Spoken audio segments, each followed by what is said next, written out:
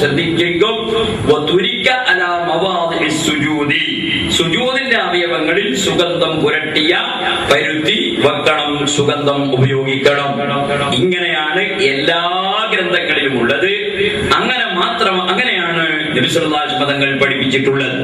എന്നാൽ വുദൂഇന്റെ അവയവങ്ങളിൽ എന്ന് അദ്ദേഹം പറഞ്ഞതാണ്, അതെവിടെയാണുള്ളത് എന്ന് ഞാൻ കണ്ടിട്ടില്ല. സാധാരണക്കാർ ആരെങ്കിലും അദ്ദേഹത്തെ കാണുമ്പോൾ ചോദിച്ച് പറഞ്ഞു തന്നാൽ തരക്കേടില്ല എന്നുകൂടെ ഞാൻ ഓർമ്മപ്പെടുത്തുന്നു. ഇത് തന്നെ തുഹ്ഫയിൽ നമുക്ക് കാണാൻ കഴിയും. ഹലീജുൻ അലൈഹി ഹനൂതുൻ ദഫ്അൻ ലിൽ ഹവാബി വ ഇക്റാമൻ ലിൽ മസാജിദ്. ദ്വാരങ്ങളിൽ സുഗന്ധം പുരട്ടിയ പരുത്തി വെക്കുന്നത്, സുഗന്ധവും പരുത്തിയും ഒന്നിച്ചാണ് മഹാന്മാർ പറയുന്നത്. അത് പരുത്തിയും വെക്കുന്നത് ദഫ്അൻ ലിൽ ഹവാബി, ക്ഷുദ്ര ജീവികൾ ആ ദ്വാരത്തിലൂടെ കയറി പോകാതിരിക്കാൻ ആണ്. വ ഇക്റാമൻ ലിൽ മസാജിദി, സുജൂദിന്റെ അവയവങ്ങളിൽ വെക്കുന്നത് ആ അവയവങ്ങളെ ബഹുമാനിക്കാനും മയ്യിത്തിനെ ബഹുമാനിക്കാനും വേണ്ടിയാണ്. ഒരുപാട് കാലം സുജൂദ് ചെയ്ത കാലാണിത്. ഒരുപാട് കാലം സുജൂദിൽ വെച്ച നെറ്റിയാണിത്. അപ്പൊ അവിടെ ബഹുമാനിച്ചുകൊണ്ട്, ആ അവയവങ്ങളെ ബഹുമാനിച്ചുകൊണ്ടാണ് മയ്യിത്തിന്റെ ഇവിടങ്ങളിൽ സുഗന്ധമുള്ള പരുത്തി വെക്കുന്നത് എന്ന് ഇമാമുകൾ വിവരിക്കുന്നു. പക്ഷെ ഇദ്ദേഹം പറയുന്നത് അത് വുദൂഇന്റെ അവയവങ്ങളിലാണ് എന്നാണ്. അത് ഏത് ഗ്രന്ഥത്തിൽ എവിടെ എന്ന് എനിക്കറിയില്ല. നോക്കൂ നിങ്ങൾ, ഇദ്ദേഹം പിന്നെ ഒരു അപ്രിയ സത്യം പറഞ്ഞെന്താ, അനാചാരം പറഞ്ഞെന്താ, മരിച്ചാൽ നമ്മുടെ നാട്ടിലൊക്കെ കഫൻ ചെയ്ത് അല്ലെങ്കിൽ കഫൻ ചെയ്യുന്ന സമയത്ത് യാസീൻ ഓതും. ഞങ്ങളുടെ നാട്ടിലൊക്കെ അങ്ങനെ ഉണ്ട്. അല്ലെങ്കിൽ ഏറ്റവും ചുരുങ്ങിയ ഫാത്തിഹയും മുഅവ്വിദത്തൈനും ഉൽവല്ലാഹു ഓതും. ഇവിടെ ഓതല്ലേ ഉണ്ട് ഓതൽ. അപ്പൊ അദ്ദേഹം അതിനെ വിമർശിക്കുന്നത് നിങ്ങൾ കേട്ടോളി.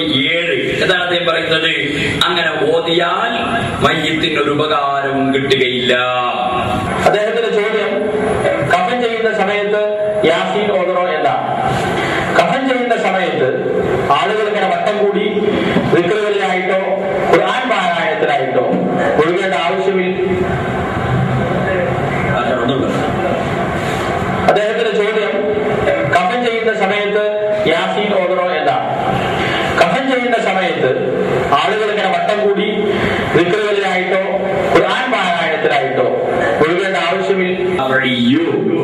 ഇമാം ശാഫിഈ റഹിമഹുല്ലാഹ് പറഞ്ഞു, വൽ അസ്ഹാബു, ശാഫിഈ മദ്ഹബിലെ അസ്ഹാബും പറഞ്ഞു, യുസ്തഹബ്ബു അൻ യഖറഉ ഇൻദഹു, മയ്യിത്തിന്റെ സമീപത്ത് വെച്ച് ഓതൽ സുന്നത്താണ്. മയ്യിത്ത് പരിപാലനത്തിന് വന്ന ആളുകൾ ശൈഅൻ മിനൽ ഖുർആൻ, ഖുർആനിൽ നിന്ന് ഒരല്പമെങ്കിലും ഓതൽ സുന്നത്താണ്.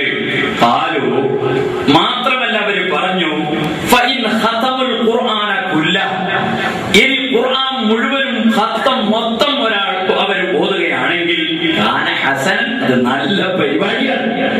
ഇയാളുടെ ശാഫിഈ ഇമാം എന്ത് പറയുന്ന, മയ്യിത്തിന് വേണ്ടി ഓതിയാൽ കിട്ടില്ല, ഉപകാരം കിട്ടില്ല എന്നാണ് ശാഫിഈ ഇമാം പറഞ്ഞത്. ശാഫിഈ മദ്ഹബിലെ ഏറ്റവും പ്രാമാണികമായ അവലംബിക്കാൻ പറ്റുന്ന പണ്ഡിതനാണ് ഇമാം നബവി റളിയല്ലാഹു അൻഹു. രണ്ടാം ശാഫിഈ എന്ന പേരിൽ അറിയപ്പെടുന്ന മുഹജ്ജിറുൽ മദ്ഹബ്. ശാഫിഈ മദ്ഹബ് അത് തഹ്രീറാക്കിയ, അത് ക്രോഡീകരിച്ച, ജനങ്ങൾക്ക് ഏറെ സേവനം ചെയ്ത ഇമാം നബവി റളിയല്ലാഹു അൻഹു. ഇമാമിന്റെ ചരിത്രം പറയാൻ എനിക്ക് സമയമില്ല. 45 കൊല്ലം മാത്രമേ ഇവിടെ ജീവിച്ചിട്ടുള്ളൂ. പക്ഷേ അവിടുന്ന് ഈ വർഷങ്ങൾക്കിടയിൽ എഴുതിയ ഗ്രന്ഥങ്ങൾ ഇന്ന് 450 കൊല്ലം നമ്മൾ ജീവിച്ചാലും വായിച്ചു തീർക്കാൻ കഴിയില്ല. അത്ര ഗ്രന്ഥങ്ങൾ എഴുതിയ മഹാനാണ് ഇമാം നബവി റളിയല്ലാഹു അൻഹു. ഇമാം നബവി റളിയല്ലാഹു അൻഹുവിന്റെ ചരിത്രത്തിൽ കാണാം, 45 കൊല്ലത്തിന്റെ ഇടയ്ക്ക് മഹാനവർക്ക് കല്യാണം കഴിക്കാൻ മറന്നുപോയി എന്നാണ് ചരിത്രം പറയുന്നത്. അവിടുത്തെ ശിഷ്യൻ ഇബ്നുൽ അത്താർ റളിയല്ലാഹു അൻഹു പറഞ്ഞത്, എന്റെ ഉസ്താദ് ഞാൻ 20 കൊല്ലം ഖിദ്മത്ത് എടുത്തിട്ടുണ്ട്. 20 കൊല്ലത്തിന്റെ ഇടയ്ക്ക് ഇമാം നബവി റളിയല്ലാഹു അൻഹു ഒരു ദിവസമെങ്കിലും മലർന്ന് കിടന്ന് വിശ്രമിക്കുന്നത് ഞാൻ കണ്ടിട്ടില്ല. അല്ലാഹ്, അതാണ് ഇമാം നബവി റളിയല്ലാഹു അൻഹു.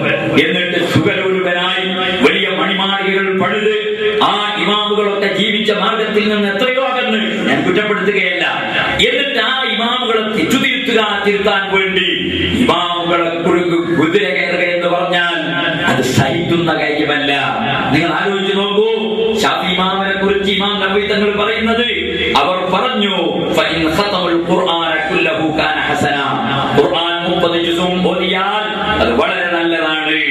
ഇത് ഇമാം നബവി തങ്ങൾ മറ്റൊരു സ്ഥലത്ത് അദ്കാറിൽ പറയുന്നു. മറ്റാൾക്ക് ഖുർആൻ ഓതാൻ പറ്റുമോ ഇല്ലേ?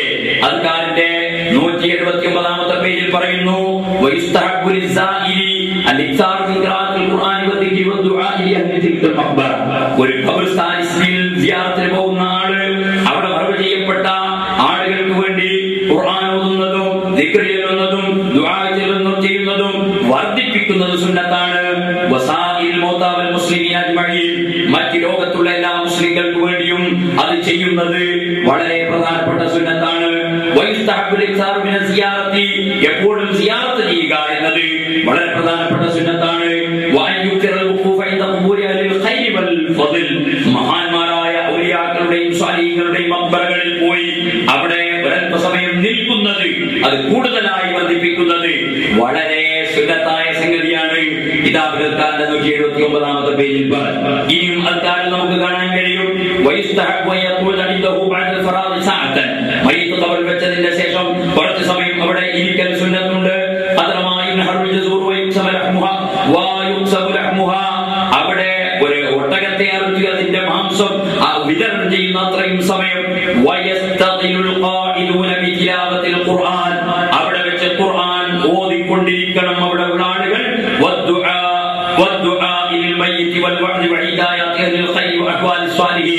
പൂർവ്വകാലത്ത് കഴിഞ്ഞുപോയ മഹാന്മാരുടെ ചരിത്രങ്ങൾ പറയുകയും അവർ